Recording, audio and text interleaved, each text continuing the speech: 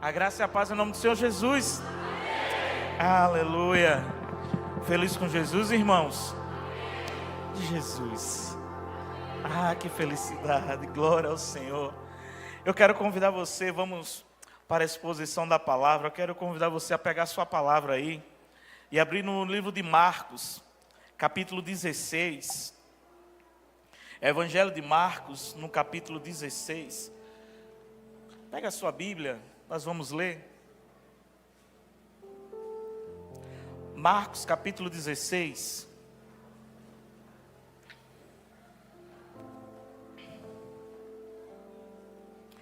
A partir do versículo 1. Marcos 16, a partir do versículo 1. A palavra de Deus vai nos dizer o seguinte, versículo 1. Passado sábado, ou seja, já era domingo, né? Passado sábado, Maria Madalena, Maria, mãe de Tiago, e Salomé compraram óleos aromáticos para ungir o corpo de Jesus. E bem cedo, no primeiro dia da semana, ao nascer do sol, foram ao túmulo. Dizia umas às outras: quem nos removerá a pedra da entrada do túmulo? E olhando, viram que a pedra já estava removida, e que a pedra era muito grande. Entretanto, no túmulo, viram um jovem sentado ao lado direito, vestido de branco, e ficaram atemorizadas. Ele, porém, lhe disse: não tenham medo. Vocês procuram Jesus, o Nazareno, que foi crucificado. Ele ressuscitou. Não está aqui. Veja o lugar onde o tinha colocado. Mas vão e diga aos discípulos dele e a Pedro que ele vai adiante de vocês para a Galileia. Lá vocês o verão, como ele disse. Amém? Você pode se assentar? Eu queria estar falando nessa tarde sobre o domingo da restauração. O texto que nós lemos já inicia logo dizendo: passado o sábado. Mas antes de poder entrar para discorrer um pouco sobre esse texto, nós precisamos voltar um pouco para aquela semana. Um domingo antes, Jesus agora, junto com seus discípulos, estão entrando em Jerusalém. Eu achei lindo, hoje pela manhã te aconselho a assistir a mensagem que foi pregada pela presbítera Cleise, quando fala que a glória de Deus se foi. E se foi mesmo. Malaquias, ele chegava a dizer que precisava fechar a porta do templo, que Deus não queria mais ser adorado daquela maneira. E passou 400 anos que Deus não falava nada. Mas aí surgiu um profeta que veio preparar um caminho. Era a glória de Deus voltando. E a glória de Deus agora entra em Jerusalém. Jesus, o Filho de Deus, o unigênito do Pai, assim como o apóstolo João discorreu, nós vimos a glória do Filho de Deus. Nós tocamos. Então Jesus, naquele domingo, entra em Jerusalém, montado no jumento. Mas por que um jumento e não cavalos? Porque naquela época, cavalos eram usados para guerras. Mas um rei, quando queria desfilar ao meio do seu povo, ele via no jumentinho. Jesus entra pelas ruas de Jerusalém, começa então um alvoroço, a cidade começa a se alvoroçar, porque já fazia 3 anos e meio do ministério de Jesus, o nome dele já era notório, mas todas as vezes que Jesus operava um milagre, operava um ensinamento, fazia algo espetacular, a palavra fala que Jesus se retirava, que Jesus se ausentava, ele não queria, as pessoas já queriam coroar ele como rei, mas ainda não era chegado o momento. Mas agora, nesse domingo, Jesus entra, com os 12 discípulos atrás. A multidão se apavora, a multidão se alvoroça, começa a pegar galhos de ramos, e começa a cantar pelas ruas, pelas esquinas: Hosana, a Deus nas alturas. Começaram a declarar: bendito é aquele que vem, em nome do Senhor. Jesus entra então pelas ruas, pelas vielas de Jerusalém, e a essa cantiga sendo cantada por todos, as mulheres com ramos nas suas mãos, proclamando a sua entrada, um louvor sendo cantado. Mas a palavra fala que Jesus olha a cidade, olha as pessoas, e ele começa a chorar, porque ele se lembra daquilo que Deus Pai queria fazer. E ele então traz em sua boca aquilo que o profeta Jeremias diz, que Deus queria juntar os seus filhos, como a galinha junta os seus pitinhos, mas eles não quiseram. Jesus entra, mas entra chorando. O povo não tinha dado ouvido a Deus, mas o povo naquele momento estava cantando, bendito é o que vem. Mas aquele mesmo povo que estava cantando, bendito é o que vem, na sexta-feira iria gritar, crucifica-o, crucifica-o. Jesus entra na cidade. Parte então a segunda-feira. Jesus vai ao templo, era normal. Jesus nunca tinha ido para o templo para pregar, mas ele naquele dia foi para o templo. E ao chegar lá, há uma confusão tremenda. Porque Jesus vê cambista, vê mercadores. O pessoal estava vendendo a fé. Estava um verdadeiro mercado na casa que era considerada a casa de oração. Jesus então pega um chicote, ele pega 2 cordas, faz de chicote, derruba aquelas mesas, e irado começa a proferir: aqui é casa de oração, aqui não é casa de mercado, de cambista. Ele começa então a repreender aqueles homens.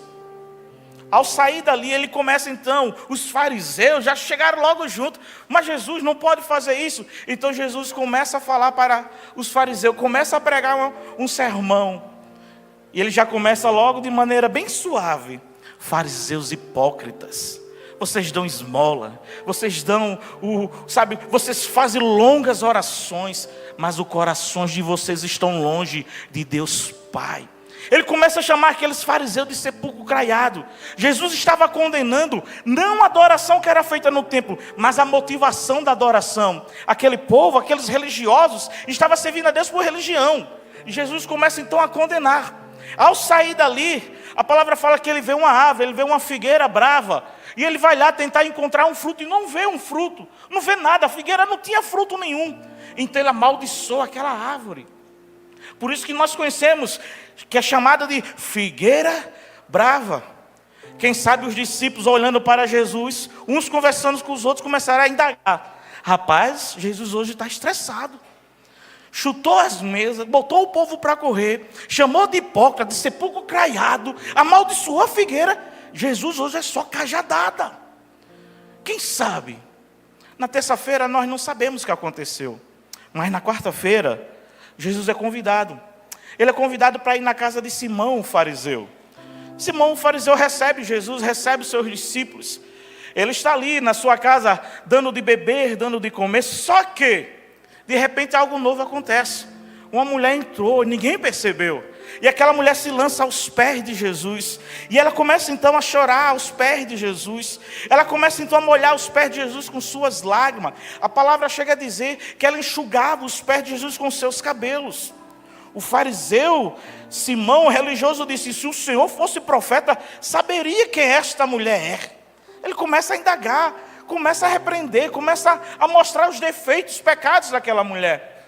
Jesus, sabendo disso, disse: Simão, olha, eu vou contar uma história para você. Existia 2 homens que deviam a um certo credor. Um devia 50 e outro devia 500 denários. Só que esse credor agiu de benevolência, de misericórdia. Ele perdoou a dívida. Aí eu pergunto: a quem mais ele amou? A quem devia 500 ou quem devia 50? Aí Simão responde: mestre, com certeza, a quem devia mais. Aí Jesus disse: é verdade. Olha só, eu entrei na sua casa, você não me cumprimentou, você não me beijou. Eu entrei na sua casa, você não impôs os meus pés. Eu entrei na sua casa, você não recepcionou bem. Mas veja essa mulher, desde quando ela entrou, ela está prostrada, ela está rendendo, ela está limpando meus pés. Ela faz isso porque muito ela me ama. Enquanto você está preocupado se eu estou na sua casa, para mostrar para os outros que eu estou na sua casa, essa mulher está preocupada de estar na minha presença, rendido. Sabe, quando Jesus começa a falar dessa mulher, quando começa a falar que o perdão alcançou seu coração, porque ela fazia aquilo, porque ela muito amava, ela está reagindo à presença de Jesus na casa. A minha pergunta é: de que maneira você reage quando Jesus está na casa? Ele está aqui. Se Ele está aqui, é para você se render. é para você se quebrantar, é para você adorar. Não seja como muitas vezes nós somos, Marta, estamos muito atarefados. Não seja como esse fariseu, apenas para dizer que Jesus está na casa. Esteja reagindo à sua presença. Enquanto o fariseu está preocupado com a sua religião, aquela mulher está preocupada com a adoração. Mas passou a quarta-feira, agora é quinta-feira. Jerusalém está em festa, é o dia da Páscoa. É o dia da festa do Cordeiro, porque eles pensavam se lembrar dessa festa, que através do sangue do Cordeiro, lá atrás, Êxodo capítulo 12, através do sangue do Cordeiro, eles foram libertos. E era uma festa de memórias, de lembrança. E Jesus chega para os discípulos e diz: olha, vocês vão ver um homem com um cântaro na mão. Era Pedro e João, siga-o. E quando ele chegar na sua casa, ele vai mostrar um local. Ali prepare a festa da Páscoa. João e Pedro fizeram assim, encontraram o homem. E aquele homem, ele era casado com uma mulher chamada Maria. E esse homem tinha um filho chamado João Marcos. Olha como é interessante a história. João Marcos é aquele que futuramente ia ser um dos discípulos de Pedro. João Marcos era aquele que ia ser um aprendiz. João Marcos é aquele que iria escutar a história da vida de Jesus. E foi ele, o filho da dona da casa, onde Jesus fez a Páscoa, que escreveu o livro de Marcos. Esse que nós lemos. João Marcos foi missionário, ele fez uma viagem missionária. É claro, a gente sempre lembra da desistência dele, mas ele viu grandes coisas. Jesus entrou naquela casa e naquele local ali preparou a ceia. Preparou aquele lugar para receber a ceia. Só que o seguinte, naquele mesmo local onde foi preparado a ceia, naquele cenáculo onde a mesa estava posta, onde os discípulos estavam ali reunidos, naquele mesmo local, lá na frente em Atos 2, vai estar 120 discípulos orando, jejuando e recebendo a unção do Espírito Santo, o derramamento. Eu aprendo aqui que não existe avivamento, não existe Pentecoste, não existe poder do Espírito Santo se a gente antes não passa pela cruz, se a gente não passa pelo memorial de celebrar, de se lembrar daquilo que Jesus fez na cruz. Para haver derramamento do Espírito, precisa haver derramamento de sangue. Mas aqui é uma outra história. Vamos voltar agora para a ceia. A mesa está posta, só que algo vai acontecer. Jesus chega e diz assim: um de vós vai me trair. João, que estava ao lado de Jesus, o mais esperto, perguntou: Senhor, quem é que vai lhe trair? Aí ele diz: aquele que eu der um bocado de pão. Quando Jesus partiu o pão, deu para Judas e disse: aquilo que você tem que fazer, fazes depressa. Judas pegou o pão e saiu. Ele nem participou da ceia. Saiu para entregar Jesus, saiu para condenar Jesus. E os discípulos estavam ali. Jesus então pega o pão, pega o vinho, fala da nova aliança, fala daquele novo momento, o rasgar dos céus, aquele que foi enviado para morrer. Jesus está falando ali da sua morte, da sua crucificação. E sabe o que é que os discípulos estão falando, cochichando? Quem é maior entre nós? Quem é maior? O momento da ceia, de quebrantamento, a nova aliança. E os discípulos estavam ali. Quem é maior? Quem é maior? Será que é tão diferente dos dias de hoje? Pastor, quem é maior entre nós? Quem prega mais? Quem canta mais? Quem serve mais? Quem arruma a mesa melhor? Quem toca melhor? Quem fica no diaconato? Sabe, no momento da ceia, os discípulos preocupados com isso. Quando Jesus vê aquilo, a palavra fala que ele tira o seu vestido. Vai então que ele vai pegar duas ferramentas, que é primordial. Ele pega uma bacia e ele pega uma toalha. Jesus vai pregar sem palavras. Ele começa então a lavar os pés dos discípulos. E o lavar dos pés era para a pessoa mais, sabe, era para o pior escravo que existisse. Não era qualquer um que lavava os pés, era o pior escravo. Jesus está ali lavando os pés dos discípulos, enquanto eles estão discutindo quem é maior, quem faz mais, quem faz mais. E Jesus está ali ensinando: olha, o maior é aquele que serve. O maior é aquele que serve. Quando Pedro viu aquilo, Pedro disse: não, Senhor, só não pode fazer isso, eu não quero. E Jesus disse: se você não fizer isso, você não tem parte comigo. Pedro então disse: Senhor, eu quero tomar logo um banho, eu quero assumir esse compromisso. Pedro era assim, Pedro era afoito. Acabou-se então aquele momento, já tinha se passado a ceia do Senhor. Agora começa então a vigília. Agora vamos para a vigília. Os discípulos saem daquele momento da ceia do Senhor e vão para um local chamado Getsemane. Ali, Jesus tinha programado uma vigília. Os discípulos todos empolgados, vamos lá, noite de vigília, oração, vamos para o monte e nós vamos com Jesus. Que decepção. Jesus chega ao entrar no jardim. Isso me traz à memória o jardim do Éden. Quando Adão e Eva tinham comunhão total com Deus ali. E por causa do pecado eles perderam aquela comunhão. Foram expulsos do jardim. Mas agora é Jesus que está no jardim dizendo, o jardim agora está aqui, ó. A presença está aqui, ó. Ele chegou para os discípulos e disse, senta aqui, eu vou ali orar. Jesus queria orar sozinho. Era momento de quebrantamento. A batalha da humanidade mais ferrenha estava sendo travada ali. Mesmo sendo filho de Deus, Jesus enfrentou uma grande guerra. E essa guerra ele enfrentou não com armas mortais, armas de humanas, não. Ele enfrentou com oração. E a oração é a arma de guerra nossa. Porque quando nós oramos, Deus batalha em nosso favor. Quando nós oramos, nós somos revestidos do alto, de poder, de ousadia.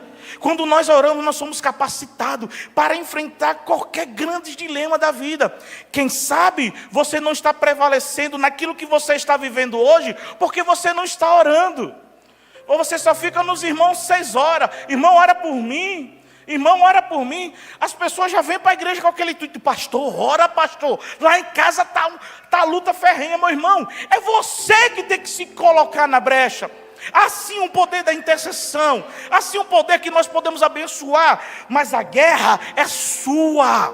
E essa guerra você trava no seu quarto com a porta fechada, com a cara no pó, com os joelhos dobrados, dizendo, Jesus, Deus, ajuda-me. Assim estava Jesus naquele local. Ele levou os discípulos, mas ele separou um pouquinho, ele pegou Pedro, Tiago e João e disse, olha, vem para cá, vem para cá, vem para cá. Nesse momento, a palavra fala que ele começou a se entristecer.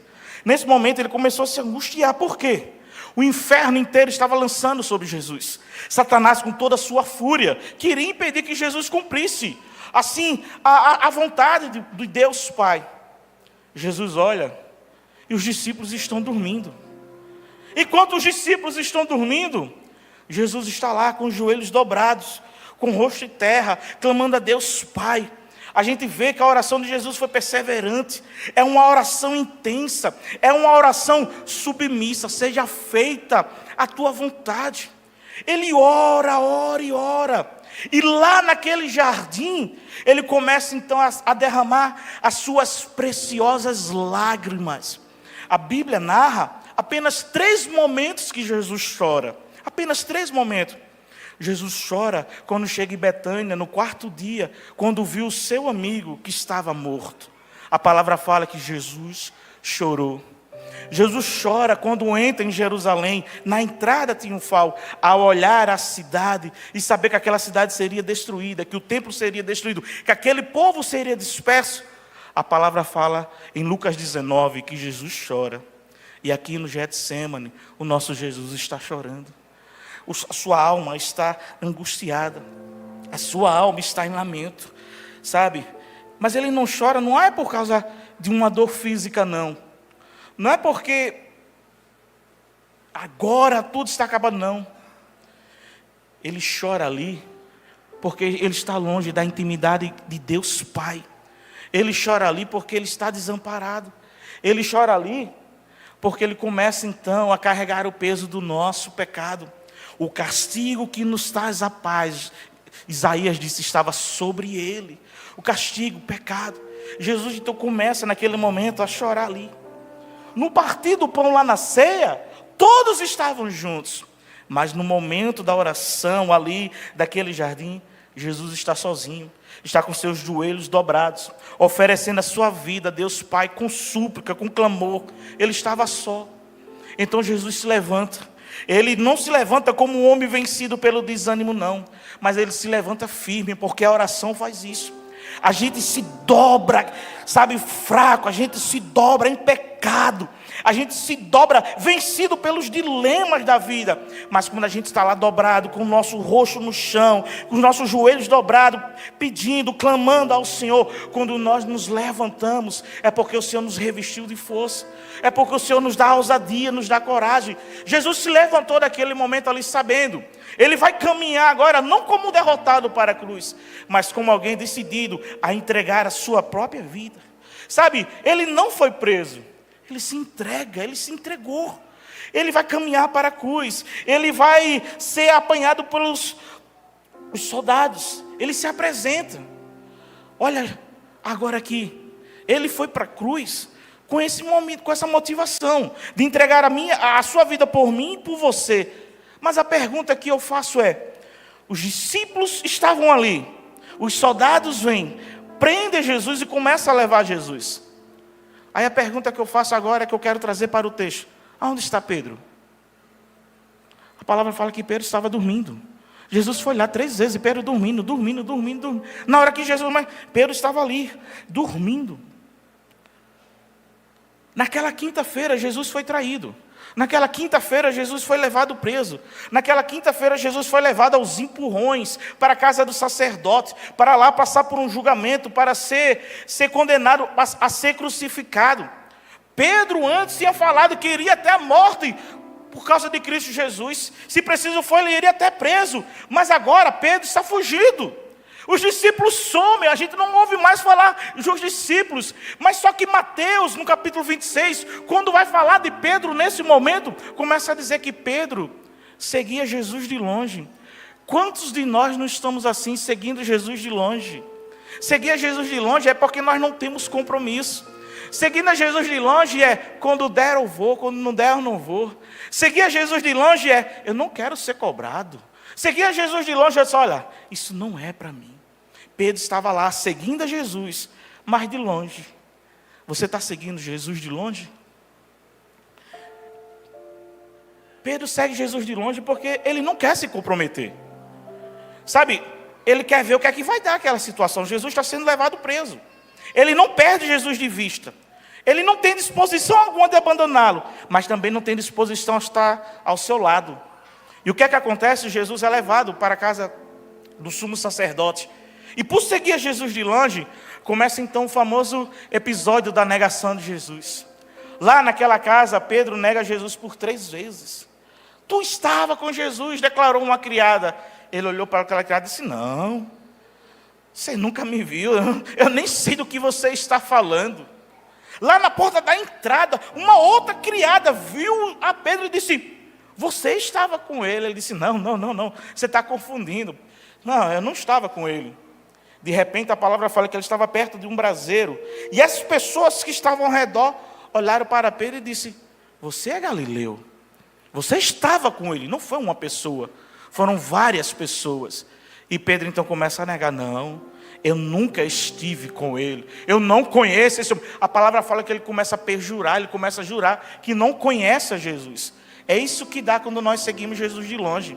Nós perdemos o nosso testemunho, nós perdemos o nosso caráter cristão, nós perdemos a nossa essência de cristão. Se uma pessoa chegou para você e já fez esse tipo de pergunta: você não é crente?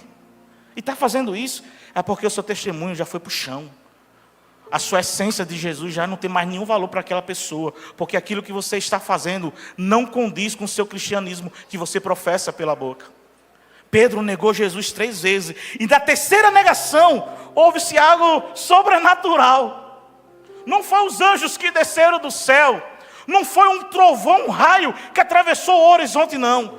Quando Pedro disse: eu não conheço ele, aqui no canto de cá um galo começa a cantar: cocoricó. Um galo cantou. Pedro se lembrou da palavra. Lucas, quando vai falar desse momento aqui, vai dizer que naquele momento Jesus olhou para Pedro. Pedro olhou, os dois se cruzaram, os 2 olhares. A palavra fala que Pedro saiu dali e chorou amargamente. Sabe por quê? Ele sabia do que tinha feito.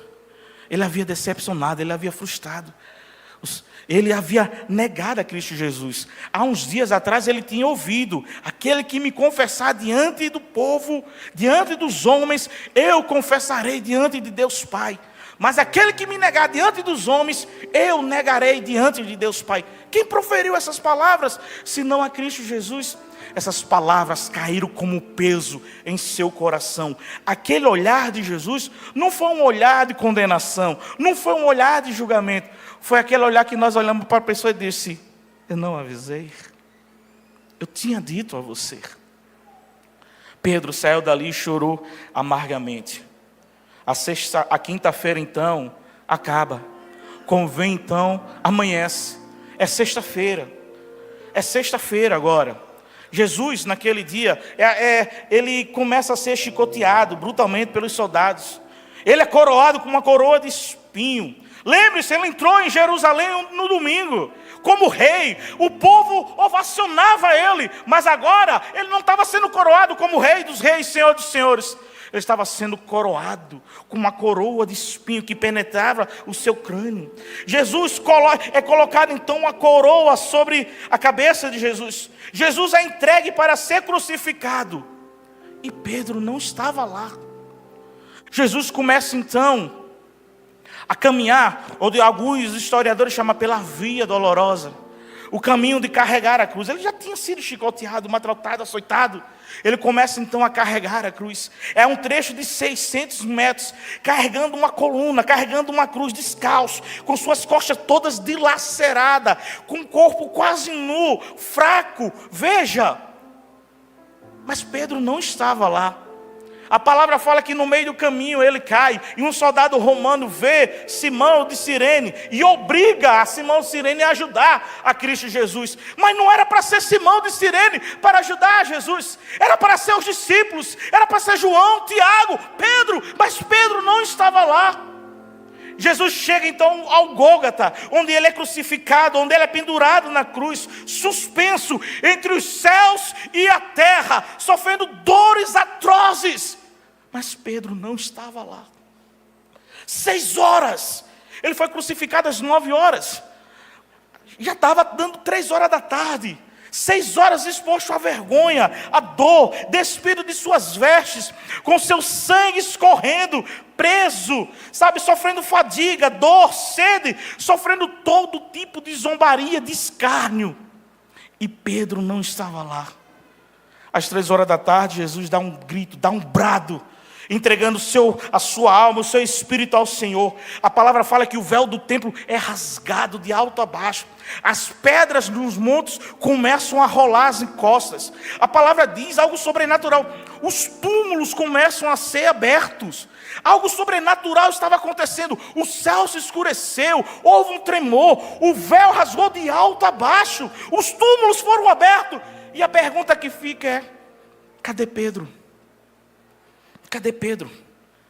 Pedro estava ausente desde a quinta-feira.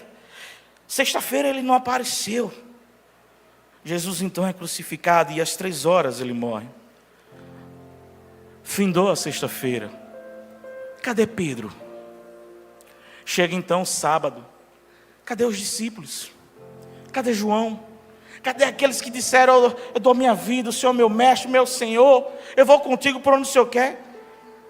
Mas a pergunta é: eu vou focar em Pedro, porque ele é o personagem dessa história. Cadê Pedro?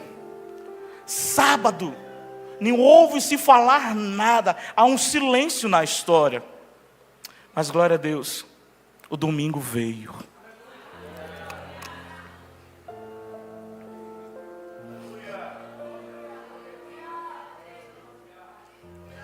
A palavra fala passado.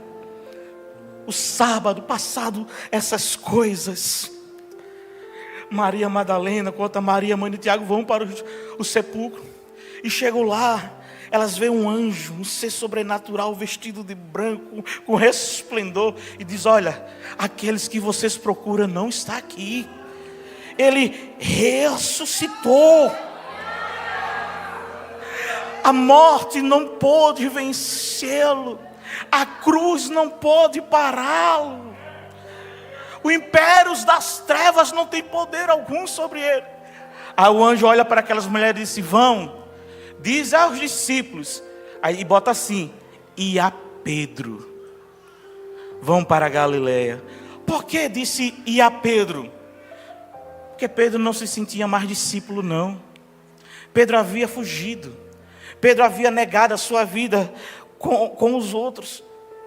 Pedro havia negado a Jesus 3 vezes, chorado amargamente. Ele não esteve ao lado de Jesus no Getsêmani, na hora triste. Na oração ele não participou. Na prisão ele fugiu. No julgamento ele negou. Na crucificação ele não teve nem coragem de estar lá para ver. A palavra fala que somente João estava lá. Sábado ninguém ouve notícia de Pedro. Mas então chega a notícia, as mulheres chegaram, Pedro, nós vimos um anjo, e a notícia é que Cristo ressuscitou. A palavra fala que Pedro se levantou ligeiro. João, que era o mais novo, que era o mais jovem, chegou primeiro no túmulo, mas não teve coragem de entrar. Pedro entrou, e ao entrar viu lá as vestes, o pano, mas o túmulo, o sepulcro estava vazio. E havia uma palavra sendo dada, um recado sendo dado. Ele mandou vocês irem para Galileia. E aquelas mulheres com certeza disseram, Pedro, e você também. Começa assim então a viagem. Os discípulos agora vão para a Galileia. Mas por que Galileia? Você vai entender essa história. Porque lá na Galileia foi onde aconteceu a primeira multiplicação de peixes. Os discípulos passaram a noite todinha pescando. E não pescaram nada. Jesus chega, se aproxima na beira do barco. Ele diz, vocês têm algo de comer? Eles, não, passamos a noite inteira. Ele disse, lança a rede. Pedro e João, Senhor, nós passamos a noite inteira. Só quer que a gente lance a rede. Lança a rede. A palavra fala, quando eles lançaram a rede, aconteceu a primeira pesca. O primeiro milagre da pesca miraculosa. Os discípulos pegaram grande quantidade de peixe. Pedro, ao chegar perto de Jesus, a palavra fala que ele se prostrou e disse, afasta-te de mim, que sou pecador. Mas a palavra de Jesus disse, Pedro, eu te farei não mais pescador de peixe, mas te farei pescador de almas, pescador de homens. Lá naquela praia, naquele mar da Galileia. João capítulo 21, acompanha comigo. Os discípulos estão lá na Galileia e eles não encontraram Jesus. O que é que Pedro faz? Vamos pescar. Vamos pescar. Ele, por ser influente, né? Os outros, nós também vamos, não estamos fazendo nada. Pedro estava querendo voltar ao seu passado. Já que não dá para ser apóstolo, não dá para ser mais discípulo, já neguei, já perdi a minha credencial, a minha carteirinha, a minha comunhão. Eu vou voltar para a minha velha vida. Só que ele, de vez de ir sozinho, ainda levou os outros. E eles passaram aquele dia pescando e não pescaram nada. Só que a palavra fala, enquanto eles estavam lavando as redes, que frustração, você trabalhar e não dar. Que frustração, o mestre morreu, nós não temos. Ele morreu, ele ressuscitou, mas ninguém sabe de nada. E nós estamos aqui pescando e não pescamos nada. Que dia triste, que dia horrível, que desânimo. Só que de repente vê um homem caminhando à beira da praia do mar da Galileia. E ele pergunta, vocês têm alguma coisa de comer? Aquela mesma pergunta. Os discípulos não. Ele disse, lança a rede. A palavra fala que quando os discípulos lançaram a rede, eles não conseguiram puxar. Começaram a pedir ajuda do outro barco que estava ao lado. A rede estava a ponto de pocar, porque a palavra fala que era 153 grandes peixes. Não era agulhinha não, irmão, era grandes peixes. Quando eles verem isso acontecendo, a palavra fala que Pedro veste a roupa, porque ele estava nu. Ele devia estar dentro do mar ali. Ele veste a roupa, e naquele momento ele sai nadando. Ele não tem nem a paciência de entrar no barco para ir, porque o próprio João já havia gritado, é o mestre, é o Senhor. Quando ele ouve aquilo, quando ele vê aquele milagre, eu paro para pensar que Pedro se lançou ao mar, queria chegar primeiro, porque ele queria ter um particular com Jesus. Antes dos outros chegarem, ele queria dizer, Jesus, eu pequei, eu errei. Mas a palavra fala que quando eles chegaram, já tinha um fogo, já tinha uma lenha. Vai subindo aqui, ministério, para a gente. Já tinha um fogo, já tinha a lenha preparada. Jesus já estava com o pão pronto. Já estava com aquele peixe que eles trouxeram e começaram a assar. E não há nenhuma palavra sendo dita. Mas uma vez Jesus prega um sermão sem palavras. O olhar dele, o trato dele. Muitas vezes, irmãos, a gente erra, a gente falha, a gente fraqueja mesmo. E a gente não vem para casa, a gente não vai nem orar porque pensa que Deus está com um chicote, está com a força para nos castigar. Mas a palavra fala que ele está com os braços abertos, cheios de graça e misericórdia. E naquele momento ali do braseiro, a palavra fala que Jesus começa a tratar de Pedro. Porque os discípulos sim haviam fugido, mas Pedro foi algo pior. Pedro negou, Pedro se afastou, Pedro precisava ser restaurado. E aquele domingo era o domingo da restauração de Pedro. Você não veio aqui por engano não, você não veio aqui por acaso não. Hoje é o domingo da sua restauração. O Senhor preparou a mesa para mim e para você. O Senhor está nos convidando a participar desse banquete. Ele então começa a servir. A palavra fala que ele começa a servir porque Jesus quer tratar com Pedro. A ovelha perdida não volta para o aprisco sozinho. A ovelha perdida é o pastor que vai atrás da ovelha perdida. Ovelha rebelde não. A ovelha rebelde ela vem no cajado.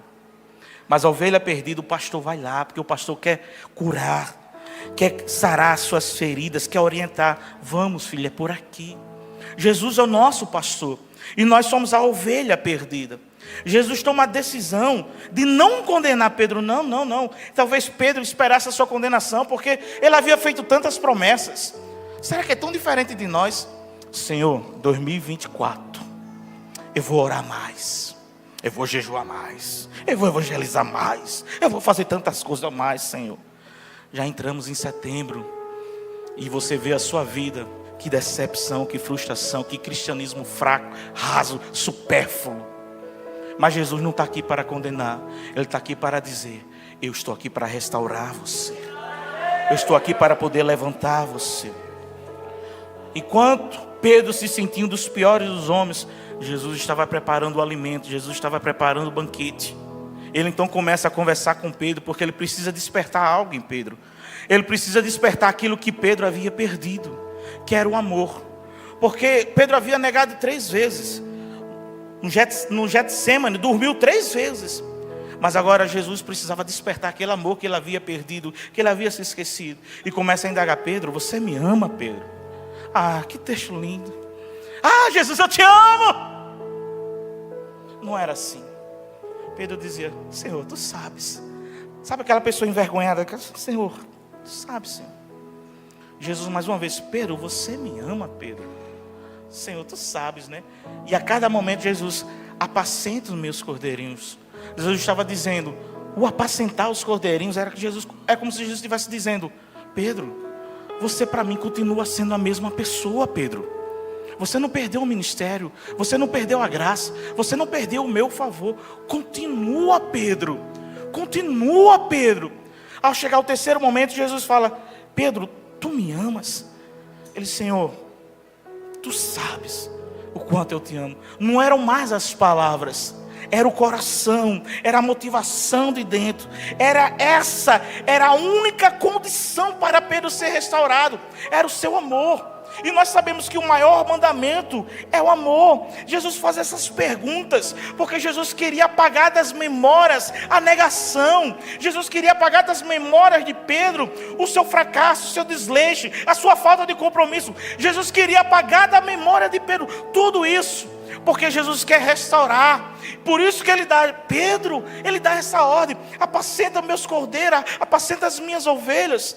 Jesus não quer restaurar apenas a vida espiritual, quer restaurar o ministério, quer restaurar o apostolado, a comunhão, tudo. Jesus não faz a obra por acaso pela metade, não, ele faz por completo. Quantos de nós somos como Pedro? Estamos seguindo Jesus de longe, não temos compromisso, já entregamos o ministério, estamos frustrados com a igreja, nos frustramos com os homens de Deus, com as mulheres de Deus, mas Jesus ainda continua dizendo: você me ama, então continua. Você me ama, então continua. É sobre mim, é sobre o que eu faço, é sobre o que eu fiz na cruz, não é sobre os homens.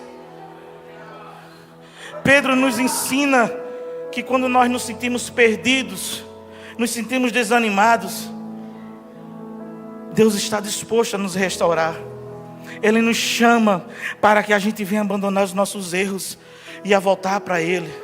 Sabe, assim como Pedro, nós podemos hoje reconhecer os nossos erros, nós podemos hoje reconhecer o nosso pecado, nós podemos hoje abandonar essa vida e ir ao encontro de Deus Pai, que está disposto a nos perdoar e a nos restaurar, para que a gente possa viver uma vida plena, uma vida com propósito.